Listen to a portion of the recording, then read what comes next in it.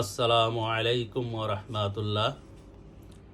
আমি কথা ও কবিতা পাঠের আসরে আজকে চতুর্থ পর্ব নিয়ে আলোচনা করছি। যে কবিতাটি নিয়ে আলোচনা করছি কবিতাটির নাম নিয়তি।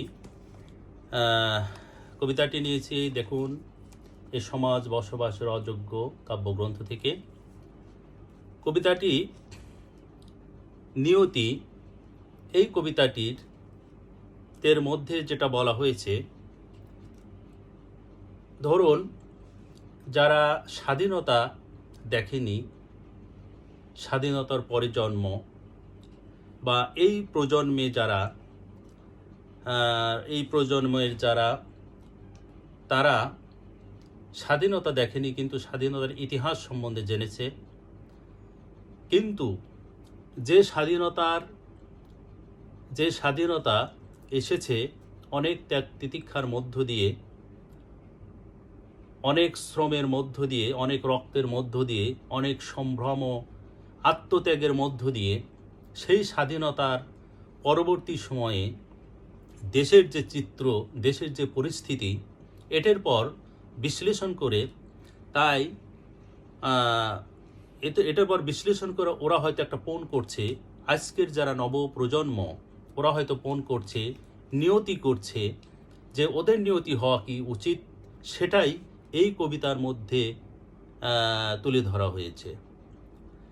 এখানে বলা হয়েছে ৩০ লক্ষ প্রাণ গেল বাংলার মান, আমরা নব নৌজওয়ান কবচ করব জান। ৩০ লক্ষ শহীদ হয়েছে, আত্মত্যাগ হয়েছে, মানুষ প্রাণ দিয়েছে এই স্বাধীনতার জন্যে। এটা যতটা আমাদের গর্বের আবার ততটা আমাদের কলঙ্কেরও বটে, কারণ এটা তো আমরা চাইনি যে এত আত্মত্যাগের বিনিময়ে স্বাধীনতা আসুক, এটা তো আমরা চাইনি। এত সম্ভ্রমহানির বিনিময়ে স্বাধীনতা আসুক, এটা তো আমরা চাইনি। তো এটা আমাদের একদিকে যেমন গর্বের, আর একদিকে এটা কলঙ্কেরও বটে। তাই বলেছে আমরা নওজওয়ান কবচ করব জান। কাদের কবচ করব? আসুন, রুধির ধারা খর্গ হয়ে ভেসে যাবে অন্যায়।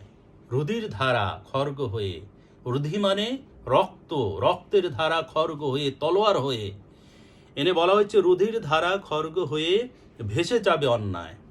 ধর্ষিতা বোন বিধবা মা হাসবে খুশির বন্যায়। এই স্বাধীনতার পরবর্তীতে যারা অন্যায় করবে, দেশের জন্য অন্যায় করবে, দেশের জনগণের সাথে প্রতারণা করবে, অস্থিতিশীল পরিবেশ সৃষ্টি করবে, তাদের সেই যে অন্যায়টা রুধির ধারা খর্গ হয়ে ভেসে যাবে অন্যায়, আর ধর্ষিতা বোন বিধবা মায়ের হাসবে খুশির বন্যায়। অনাচার ও নির্যাতনে গ্রাস করেছে বাংলায়।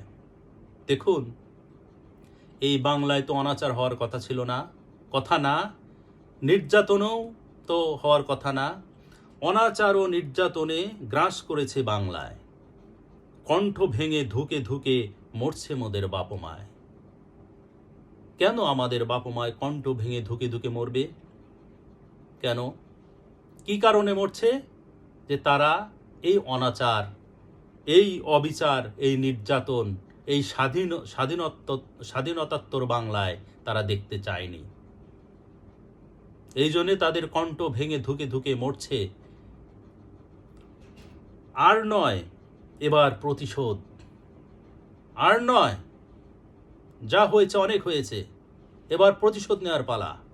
তাই বলা হয়েছে আর নয় এবার প্রতিশোধ, জবাব দেব যুদ্ধ করে। কারণ এই সমাজে, এই বাংলায়, স্বাধীনতোত্তর বাংলায় আমরা এই অরাজকতা, নির্যাতন, অবিচার আমরা দেখতে চাইনি বা দেখতে চাইব না। তাই বলছি যে আর নয় এবার প্রতিশোধ, জবাব দেব যুঝা। গুলির মতো ছুটব মোরা, ছিন্ন করব কলিজা। গুলির মতো ছুটব আমরা, ছিন্ন করব কলিজা।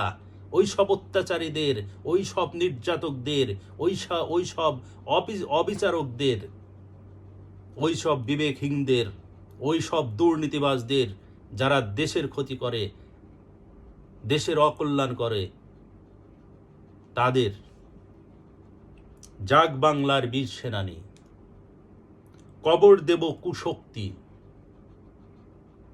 কবর দেব কুশক্তি। জাগ বাংলার বীর সেনানী, কবর দেব কুশক্তি। কণ্ঠে গর্জে বজ্রবাণী, এক বাক্যে এই নিয়তি। কণ্ঠে গর্জে বজ্রবাণী, বজ্রের মতো বাণী, আমাদের কণ্ঠ বজ্রের মতো, সেইটাই গর্জে। এক বাক্যে, কোনো কথা নাই, এক বাক্যে এই নিয়তি। যারা সমাজে অন্যায় অবিচার করবে, স্বাধীনতোত্তর বাংলায় আমরা কি চেয়েছি? স্বচ্ছ পরিবেশ চেয়েছি, ন্যায়নিষ্ঠা চেয়েছি, সুশাসন চেয়েছি, অর্থনৈতিক মুক্তি চেয়েছি, সামাজিক মুক্তি চেয়েছি, রাষ্ট্র মুক্তি চেয়েছি। কিন্তু আমাদের কোন দিক দিয়ে আমরা স্বাধীনতোত্তর বাংলায় আমরা কোন দিক দিয়ে ভালো আছি? আর যে স্বাধীন, যে দেশ, যে আত্মত্যাগের বিনিময়ে অর্জন হয়েছে, আর সেখানে এগুলো হবে, এটা আমরা মেনে নেব না। নতুন প্রজন্মদের, নবজোয়ানদের এই প্রতিজ্ঞা হোক, এই নিয়তি হোক। তো এই কথাই এখানে বলা হয়েছে এই কবিতার মধ্যে দিয়ে। প্রিয় বন্ধুরা, আজকের এই পর্ব শেষ করছি, চতুর্থ পর্ব। সবার সুস্বাস্থ্য কামনা করে শেষ করছি। আসসালামু আলাইকুম।